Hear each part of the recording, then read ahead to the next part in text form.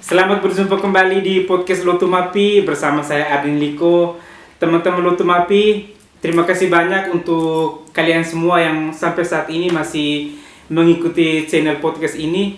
Di episode ke-42 ini, lagi-lagi kita kedatangan bintang tamu, seorang kader perempuan. Dan untuk lebih jelasnya, untuk teman-teman lebih tahu banyak hal, nanti sebentar akan diceritakan oleh narasumber kita. Sebelumnya saya mau beri kesempatan kepada narasumber untuk memperkenalkan diri. Silakan. Oke, terima kasih Bung Ardi. Selamat sore semua penonton setia. Ya, Lotumapi. Lokatua Mata Api. Keren. Saya terima kasih sudah diundang ke podcast yang keren ini, Bung Ardi punya. Hendrika Melania Lame Jawa. Biasa disapa Rika atau dari kecil saya dipanggil Rini atau biasa dipanggil Ibu Rini. Rini Lame. Oke. Kalau Rini Lame, Rini Lame karena banyak Rini di Bejawa ya. Iya. Oke. Asalnya dari mana nih? Asal saya dari Bejawa dong. Oh, asli dari Bejawa. Dari Bejawa lahir ini kan besar di sini di kota Bejawa. Kota Bejawa ya. Mama dari Bosiko, bapak dari Rakalaba. Oh iya. Gitu. Kemudian untuk aktivitas sehari-hari ini Ibu Rini sekarang ya? Ya, aktivitasnya. Aktivitas bisa dibilang pengacara nih, pengangguran banyak acara. Ya, baik. Sekarang saya ada yayasan ya. Saya punya yayasan, bukan saya punya, tapi dengan beberapa teman itu kita ada yayasan Credamus Foundation. Kemudian hari-hari aktivitas saya keluar itu kebetulan di tetangga SMA Recis itu saya mendampingi melatih siswa-siswi untuk pengolahan vokal, nyanyi ya, artinya solo vokal untuk paduan suara. Jadi sehari-hari saya di situ. Ini luar biasa nih, seorang guru pola vokal nih. Bisa dibilang guru. Ini keren ini nih. Memang kemarin-kemarin tuh Ibu saya cross check di media sosial, kemudian ada beberapa teman yang saya jumpa itu mereka, oh Ibu Rini, oh itu langsung brainnya langsung, oh yang penyanyi itu tuh. Ini penyanyi ya. Benar-benar.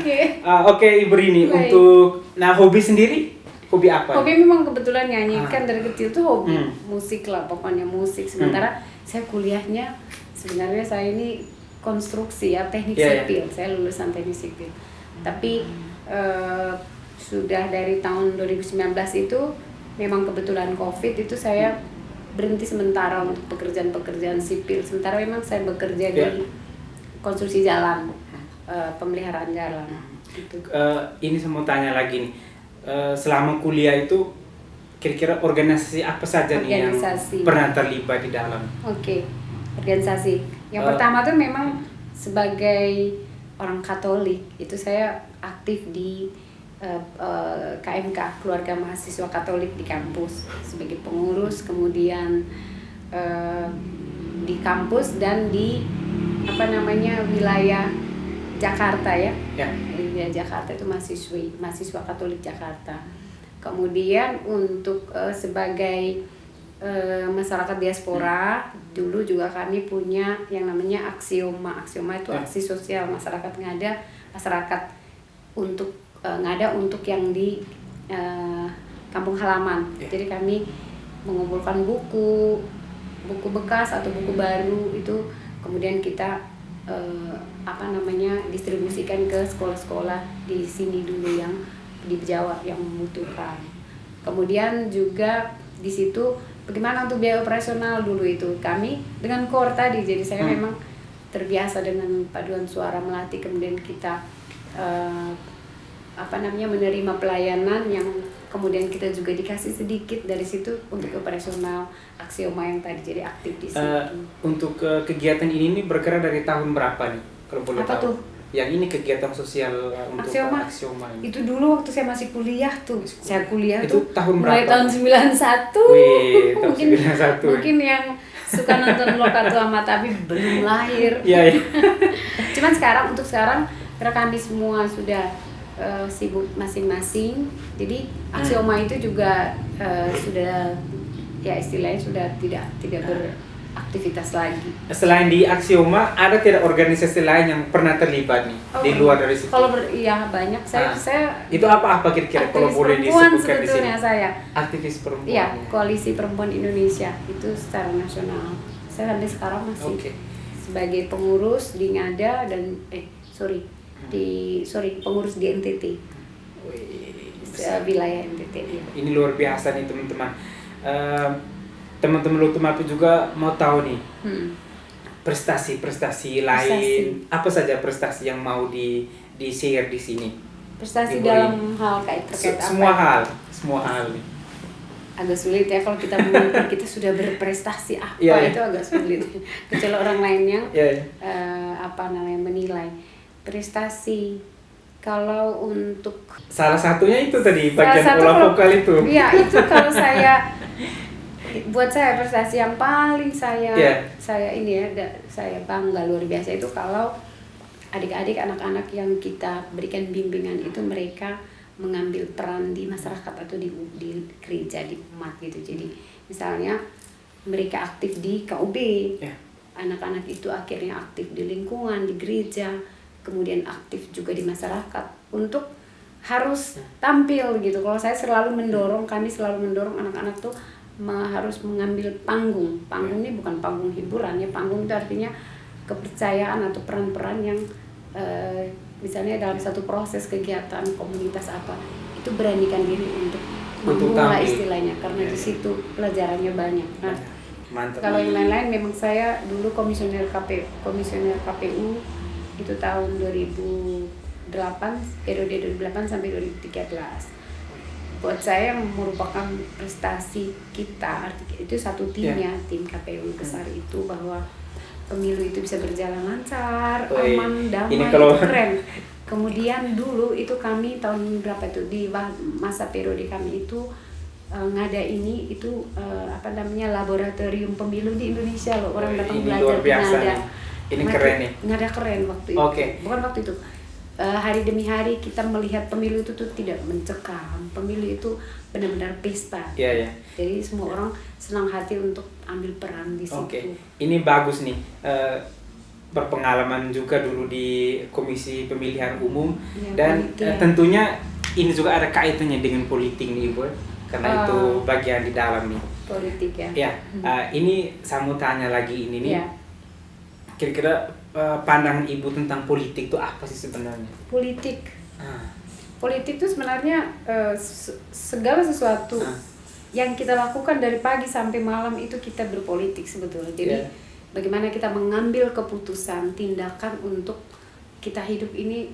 Misalnya sehari itu saya melakukan apa, saya harus mengambil keputusan. Nah itu menurut saya itu politik yang murni. Dan politik itu sebenarnya suci sebenarnya. Kenapa saya pakai sebenarnya? Karena yang terjadi berkembang dalam mindset masyarakat pada umumnya bahwa jangan berpolitik. Kenapa? Kau akan susah. Kenapa? Pokoknya politik itu kotor. Politik itu siram-siram uang. Politik semua hal yang negatif itu dibebankan kepada yang namanya politik. Tapi sebenarnya politik itu suci. Sangat, karena politik itu memang sesuatu yang kalau tidak ada oknum-oknum yang merusak itu dia luar biasa. Jadi saya langsung ngajak nih generasi muda itu jangan pernah antipati dengan politik, tetapi justru kita melihat misalnya fenomena atau fakta yang terjadi di sekitar kita sampai kita menjadi kayak pikiran kita negatif terhadap politik. Buang itu, bagaimana caranya supaya positif? Kita yang punya itikat baik, punya mindset cara berpikir yang lurus, baik dan benar. Kemudian yang paling penting itu kita punya hati untuk melihat kehidupan sosial ini kalau damai, kalau nyaman itu tuh asik luar biasa. Kita bisa menikmati kehidupan memang sesuai dengan kodrat kita yang diberikan Tuhan untuk nikmatilah alam semesta ini. Pergunakanlah untuk kebutuhan kita dan seterusnya itu. Marilah kita semua rame-rame berpolitik. Kalau banyak orang yang bagus, yang baik, yang benar masuk politik, dia bisa terbalik tuh dari yang tadi negatif menjadi Oke teman-teman Lotumapi, Apalagi? beberapa kesempatan itu Ibu Rini ini dikenal dengan seorang yang sejuk sebenarnya.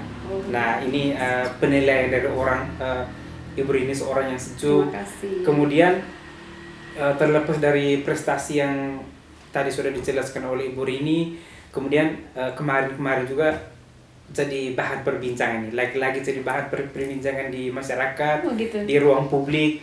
Oh, Ibu Rini ini tahun depan nih akan terjun langsung nih ke sudah dengar ya? Di dunia politik khususnya di pemilihan legislatif ini di tahun 2024, tepatnya di tanggal 14 Februari ini. Ini benar ya? Kita harus meluruskan ini nih. Benar itu. Oke.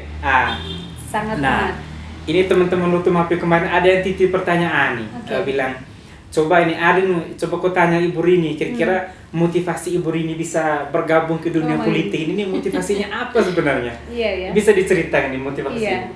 Pertanyaan yang bagus dan itu menggelitik. Kenapa? Memang kalau saya secara pribadi dan beberapa teman dekat itu mengenal saya agak-agak, tadi yang saya omong di depan, agak anti dengan politik. Maaf ya, karena mindset atau rasa yang terbentuk itu karena dari oknum-oknum yang bermain tidak semestinya politik itu diperlakukan lah. Jadi itu satu motivasi satu yang tadi saya sudah omong di depan, bahwa ayolah yuk kita ikut di politik.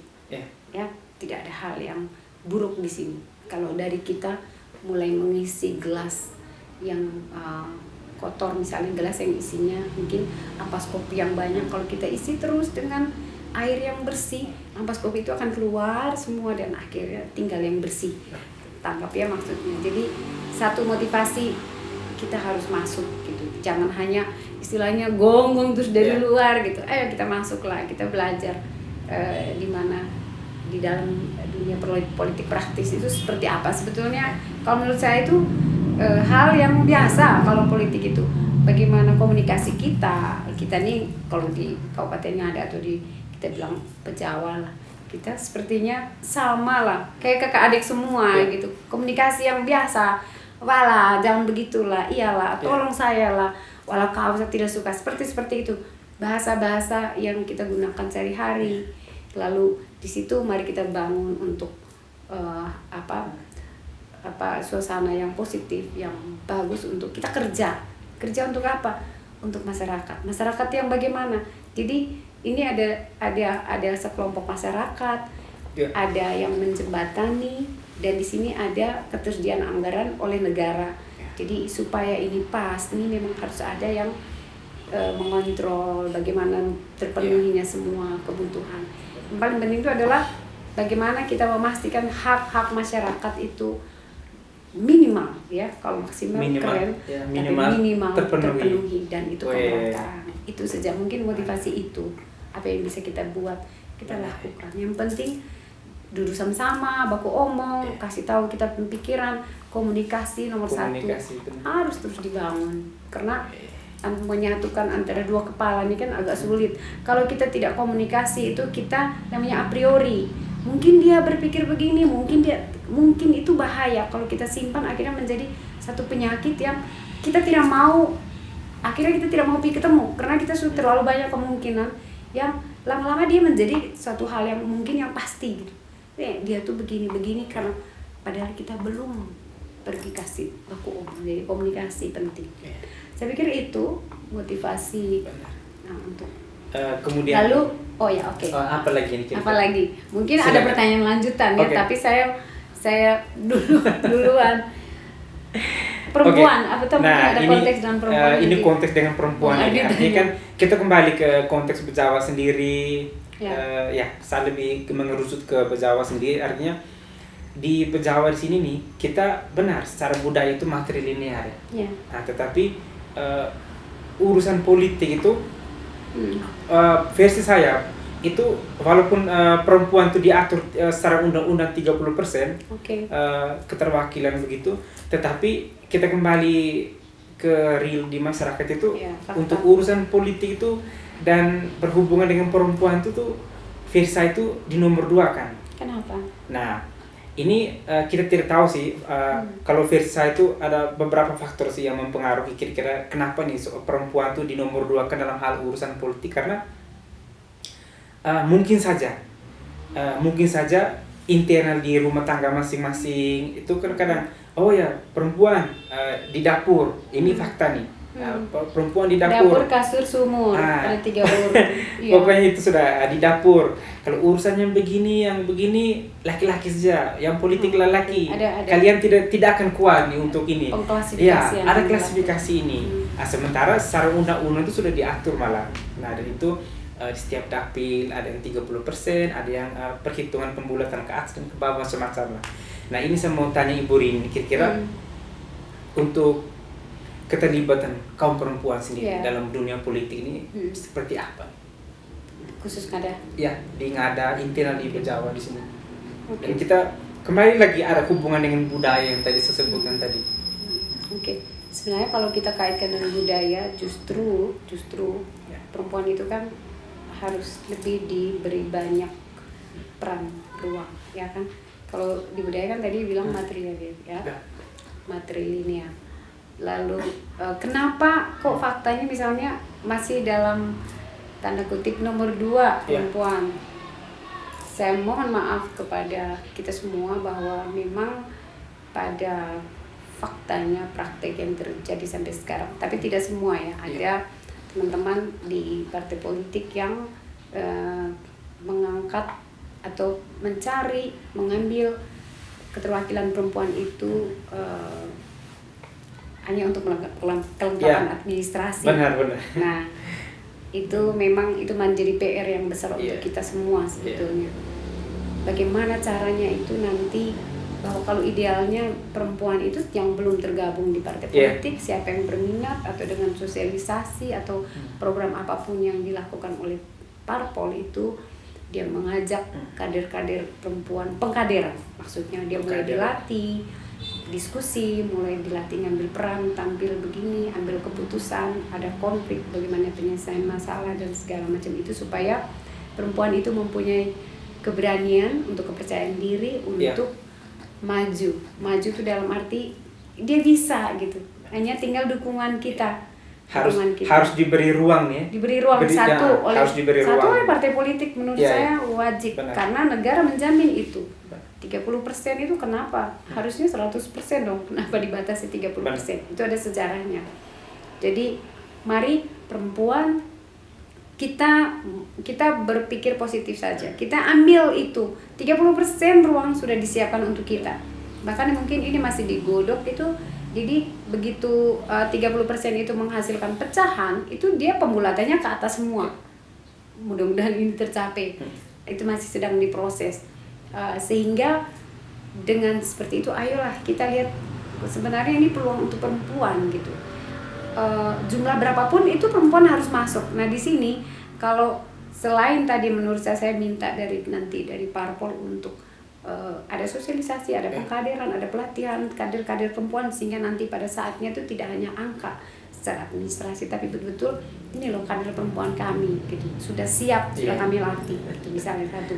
Yang kedua, saya mengajak kita teman-teman perempuan, adik-adik atau mungkin anak-anak ya, mari kita lihat kesempatan 30% itu kita ambil untuk ternyata saya betul-betul dibuka gini, ayo silakan masuk, masuklah di sini. Jangan hanya secara formalitas nih, harus benar-benar bersaing nih. Gitu, kita tahu bahwa ada ketersediaan itu, masuk, ambil kesempatan itu. Sebelumnya kita latih diri, banyak mendengar, banyak belajar, banyak mengambil peran, kita bisa. Wih, mantap nih. Ya. Oke, Ibu Rini, misalnya tahun depan itu Ibu dipercayakan oleh masyarakat nih menjadi anggota DPRD Ngada maupun pimpinan nih. Yang terpenting itu Ibu terpilih nih. Kira-kira hal prioritas apa nih yang Ibu mau buat nih untuk masyarakat? Yang saya mau buat paling pasti kan kita melihat ketersediaan anggarannya, yang itu kan pasti. Lalu apa yang menjadi prioritas? Kalau saya lihat saya itu kan sebenarnya tuh lebih concern, lebih berpikir yang paling pertama apa hal yang dipunyai oleh kita manusia, apalagi perempuan harus sehat. Kesehatan nomor satu. Kalau kau sakit, apapun yang kita mau, uang berapa banyak kita tidak bisa lakukan kalau kita sakit. Jadi harus sehat dulu. Jadi saya akan lebih banyak melihat atau lebih banyak beraktivitas atau lihat kebutuhan untuk menjembatani itu.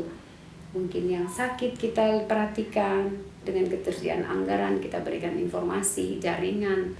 Kalau memang ada bantuan yang harus diberikan, kita berikan untuk mereka melakukan pemeriksaan kesehatan, pengobatan dan sebagainya secara medis. Yang kedua, perempuan sehat itu kita jangan seperti pemadam kebakaran yang kalau sudah terbakar baru kita padam, tidak, tetapi sambil berjalan, sambil kita lihat yang sakit, kita berikan perhatian yang sakit, itu kita juga melihat bagaimana supaya perempuan ini dia punya kesadaran yang baik untuk kesehatan. Jadi bagaimana hidupnya sehat, bagaimana anak-anaknya sehat, bagaimana dia merawat keluarganya itu menjadi sehat, itu bagaimana sih sebaiknya hidup yang sehat itu seperti apa, supaya jangan nanti kita kumpul rame-rame nanti sakit baru kadang-kadang terlambat.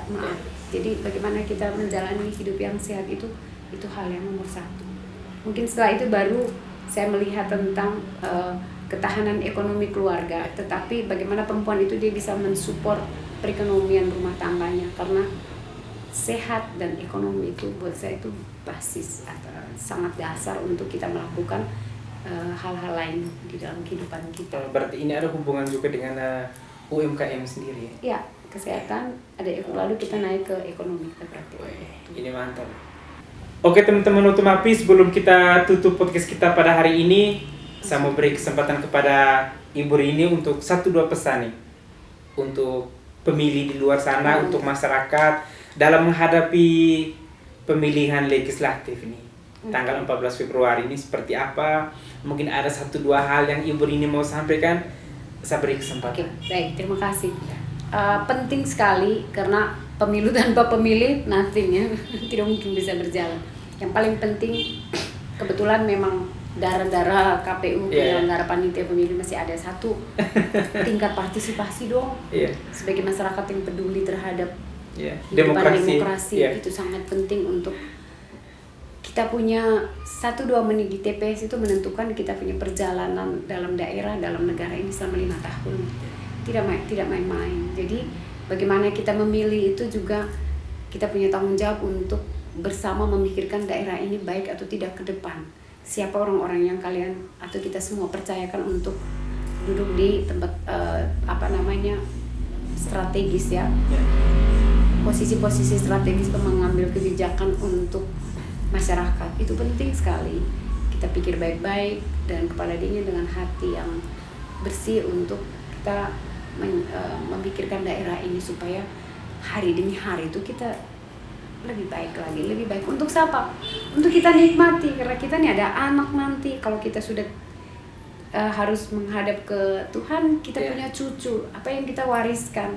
Daerah yang bagus, kenapa tidak? Gitu.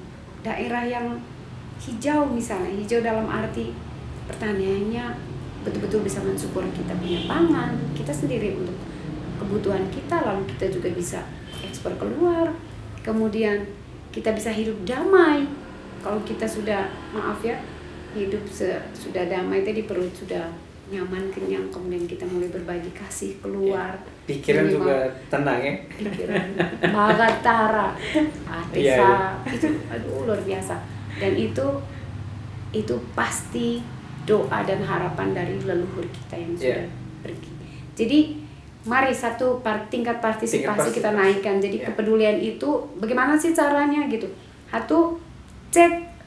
Ingat lagi atau cek bongkar di rumah, lihat itu daftar pemilih, apakah sudah terdaftar atau belum. Kalau kita sudah 17 tahun ke atas atau sudah menikah, kalau belum 17 tapi sudah menikah itu sudah bisa memilih. Kalau sudah terdaftar, sip, tanggal 14 Februari harus datang ke TPS dan memberikan suara kita, hak suara kita dengan cara yang benar. Kalau semua sudah benar terus kita coblosnya sembarang juga kasihan, blanko suara kita tidak apa-apa. Itu satu. Dengar baik-baik atau lihat baik-baik caranya. Yang kedua, apalagi ya?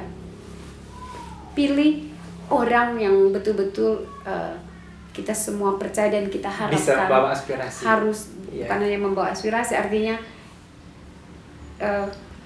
ini kita pun daerah nih supaya lebih baik tuh kamu percaya ke siapa sih gitu, siapa yang kira-kira bisa berpikir, bisa berbuat, pokoknya hari-hari itu dia memikirkan daerah, memikirkan ini supaya berjalan dengan baik untuk kita semua. Itu saja, tidak usah main uang tuh dalam arti politik uang ya. Harga diri kita, masa orang kasih kamu 100, 200, anggaplah 1 juta, bayar gitu. Kamu pilih dia nih, 5 tahun, entah itu dia caleg atau dia bupati, kita suka omong tentang pemilu ya. Pilih dia selama 5 tahun, coba cek. Dan ini sudah menurut saya sudah praktek yang berulang-ulang.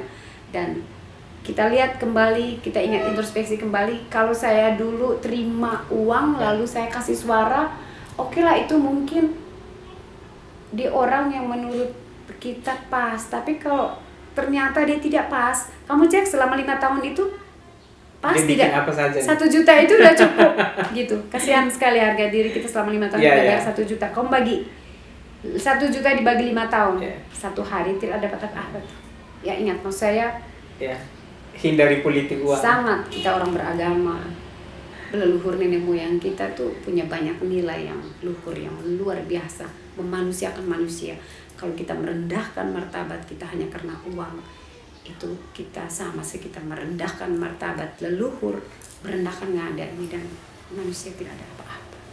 Lalu manfaat kita apa hidup ini? Maaf ya, saya agak keras ngomong ini karena ini hal yang terjadi sudah umum. Dan jangan tukar harga diri kita itu dengan uang. Karena apa? Saya protes kalau orang bilang Vox Populi, Vox Dei, tetapi di belakangnya dia bayar. Maaf, itu suara yang kau bayar itu bukan suara Tuhan, sorry, mungkin suara setan. Dan kamu tidak bisa menggunakan Vox Populi, Vox Dei, itu sangat suci. Kalau Tuhan berkehendak begini, dia tidak bisa membiarkan yang kotor-kotor itu bermain. Itu bukan suara Tuhan. Main haji agak keras, tapi saya berharap kita semua punya tanggung jawab yang baik untuk daerah kita. Jadi bebas bisa memilih siapa saja yang kita percaya untuk bisa mengutus orang-orang yang pas, yang baik dan yang benar untuk mengangkat kita punya daerah. Terima kasih, semoga Tuhan memberkati kita semua. Itu tadi perbincangan singkat saya dengan Ibu Rini. Terima kasih banyak untuk waktunya. Sukses selalu. Terus berbuat baik untuk semua orang dan kita sebagai anak ngada kita punya kewajiban untuk membangun daerah ini menjadi lebih baik. Tidak jadi caleg atau apapun, kita bangun dengan kita punya cara. Tidak harus caleg, tidak harus Alek itu anggota legislatif, tidak harus bupati, tidak harus orang. Tapi hari-hari kita kasih yang terbaik. Saya Ardin Liko, pamit undur. Salam Lotumapi. Thank you. Pack it up, pack it in, let me begin. I can win, better me than sin. I won't ever slack up, back you better back up. Tryna better roll and you whole crew egg up.